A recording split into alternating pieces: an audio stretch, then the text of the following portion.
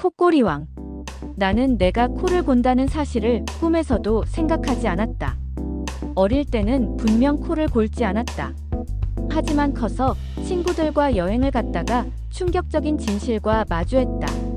야, 너 밤새 탱크 몇 대 지나간 줄 알아? 친구들은 밤새 내 코꼬리에 시달리며 불평을 늘어놓았다. 평소엔 조용한 편인데 잠만 들면 마치 군대 행군이라도 시작한 듯 요란하다고 했다. 그저 웃어넘겼지만 그 후로도 코꼬리 때문에 벌어진 황당한 일들은 계속해서 이어졌다. 한 번은 회사 단체 워크숍을 갔을 때였다. 숙소의 방이 워낙 커서 10명 이상이 함께 자게 되었다. 피곤했던 나는 일정이 끝나자마자 곧장 잠에 빠져들었다. 그런데 새벽에 목이 말라 일어나 보니 주위가 텅 비어 있고 빈 이불만 솟아 껍질 마냥 여기저기 놓여 있었다. 깜깜한 방에서 홀로 남겨진 채 나는 무서워서 섬뜩한 기분이 들었다.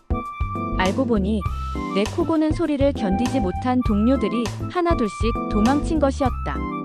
또 한 번은 친구들과 여행을 갔을 때의 일이다.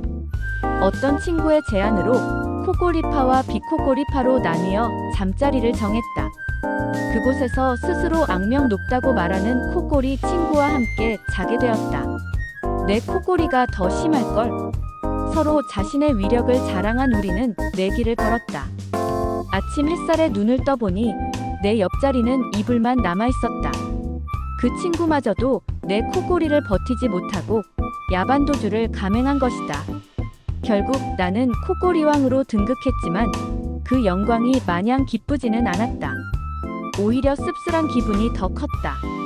진심으로 누군가에게 왕관을 벗어주고 평민으로 살고 싶다.